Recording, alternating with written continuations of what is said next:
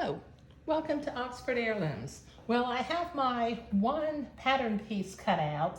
I'm going to use my blue fabric marking pen, and at the center front, I'm going to make a couple of little blue marks so that when I pleat this, I don't have to count the pleats to find the center. Okay, now I need to go to the sewing machine. And along this bottom edge and along this front edge, I need to zigzag some lace onto the fabric. So this will take me a minute at the sewing machine. So let me, oops, I got one more pin in there. Okay, so let me take my pattern piece and my lace, and I will go to the sewing machine and sew my lace on. And then when I come back, I will put some pleating threads into my pleater, and I'll run my bonnet front through the pleater. And it looks like my fabric has been folded a little bit. I need to iron my fabric before I sew the lace on. So I'll be right back. Okay, so I have been to the sewing machine, and I have, for the first pass, I have zigzagged the lace onto the edge of the front of the bonnet. Now what I'm going to do is I'm going to go to the ironing board, and I'm going to iron this seam to the inside of the bonnet, and then I will come back and I will zigzag again. So this will take me a minute at the ironing board. Okay, I've been to the ironing board and I've got that seam pressed towards the inside. Now what I'm going to do in order to hold this lace firmly into place so that it won't come off of the edge of the bonnet, I'm going to zigzag just again where I just zigzagged.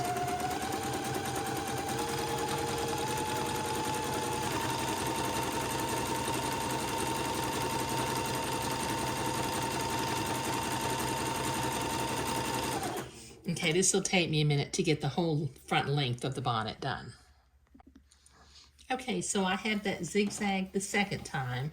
Now from the inside, I'm going to use my specialty scissors, and I'm going to trim away some of the excess batiste from close to the zigzag line.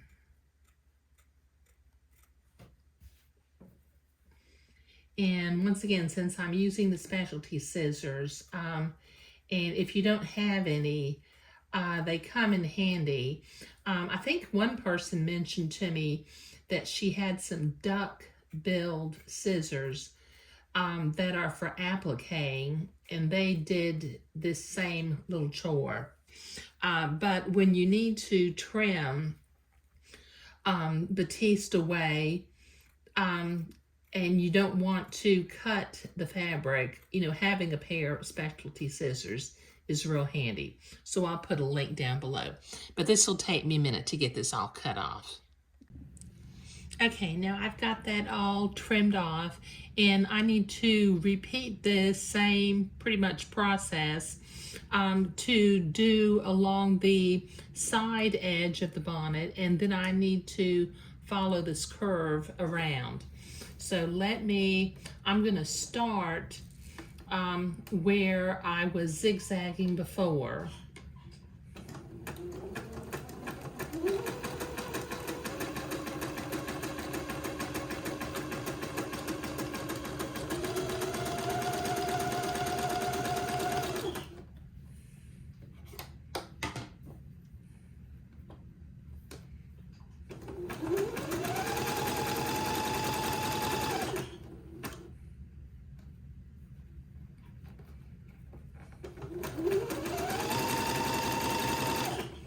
And then just sort of, you know, follow this curve around.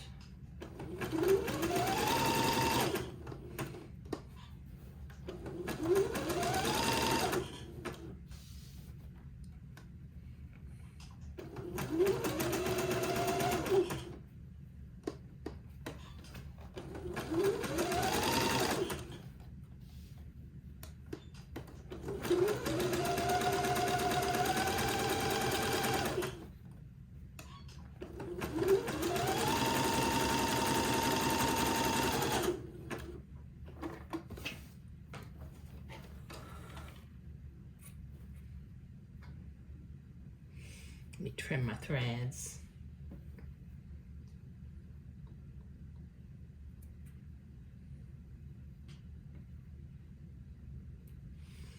Okay, all right, now since I need to press this back, what I'm gonna do is I'm gonna use my specialty scissors and I'm gonna cut some notches along this curved edge of the bonnet. About every half an inch or so, maybe a little bit less.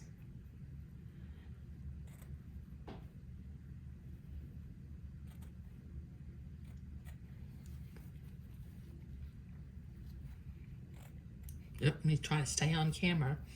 My cameraman gets me out of frame sometimes, doesn't she? Okay, all right, so I need to go to the ironing board and press that batiste seam to the inside so that I can come back and zigzag again. Okay, I've got that batiste seam pressed to the inside, and you'll notice that I clipped next to the lace where the batiste had come a little bit farther out along the lace, because I didn't want to fold the lace under and trim the lace off yet, because I'm going to miter that corner. So I'm going to, once again, I'm going to zigzag where I zigzagged before to hold this into place.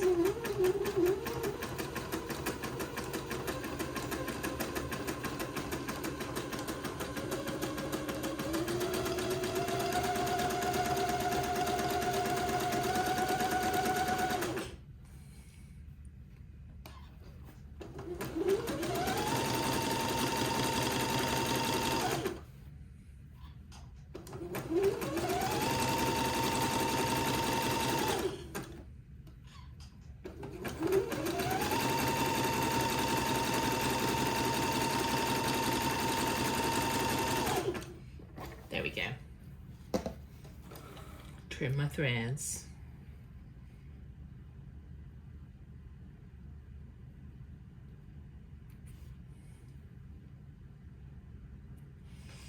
Okay, now once again, using my specialty scissors,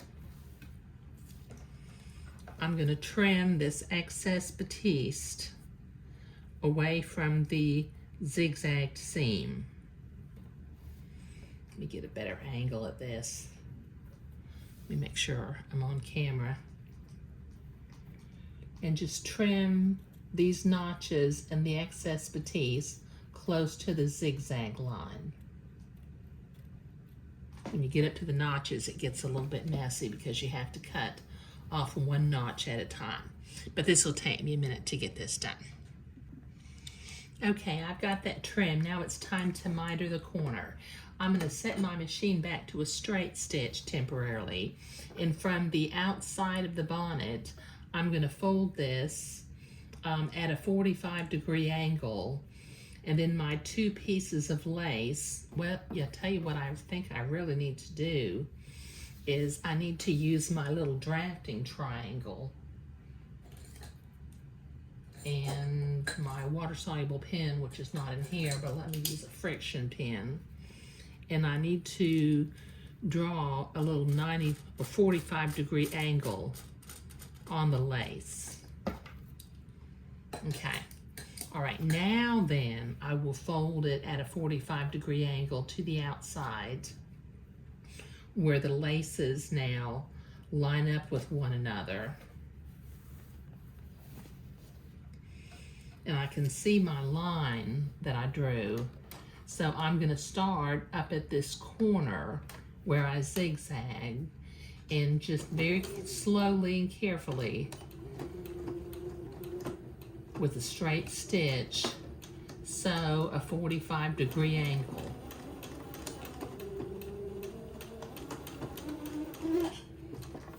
There we go.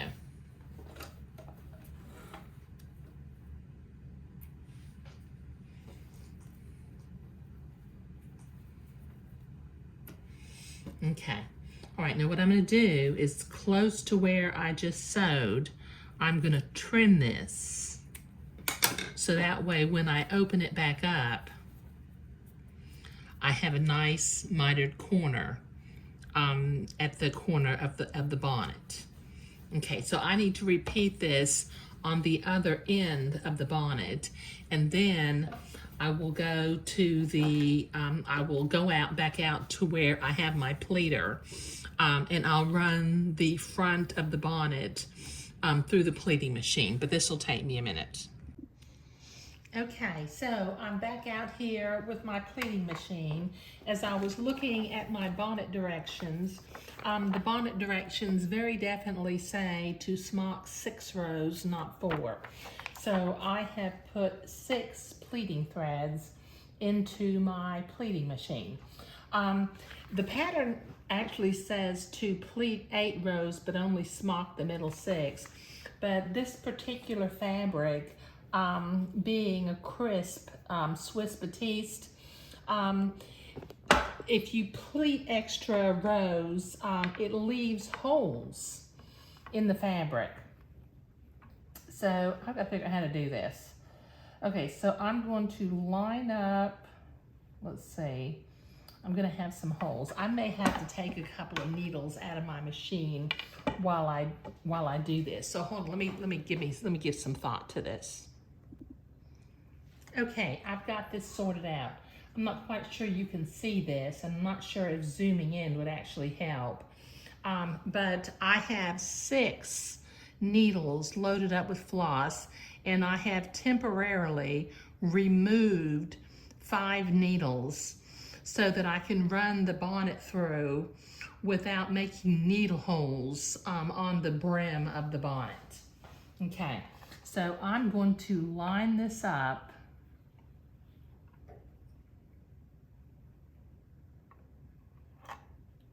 And then I'm gonna start to slowly feed my fabric through my pleater.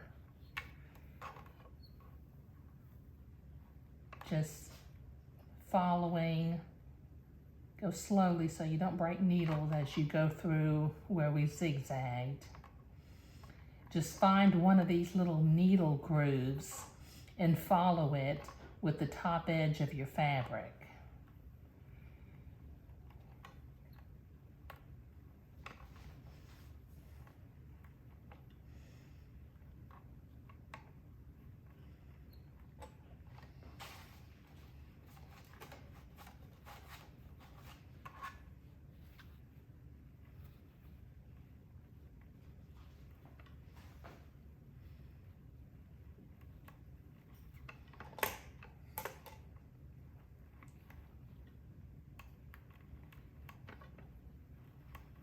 And I'm doing this so that on the brim of the fabric, I don't end up with needle holes that are gonna be visible, you know, for forever. Okay, so this is gonna take me a few minutes to feed all this fabric through, so I'll be right back. Okay, so I have pleated my bonnet, and it does make a nice little frilly brim for the bonnet, and I don't have any needle holes since temporarily I took the 5 needles out so that it could run through the pleater without getting holes. And what I'm going to do with my seam ripper, over here on the side, I don't want to smock all the way to the end. I want to stop about 1 inch from the edge of the bonnet, just to give myself enough room to sew some a ribbon tie on there. So I'm going to pull my pleating threads out, following one of the little creases in the fabric, and then 1 at a time, or 2 at a time, pardon me, I'll tie an overhand knot into 2 threads at a time to hold this into place.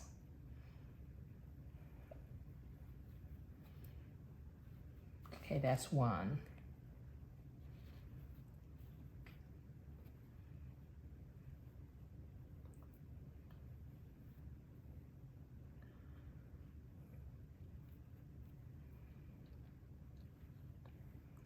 That's 2.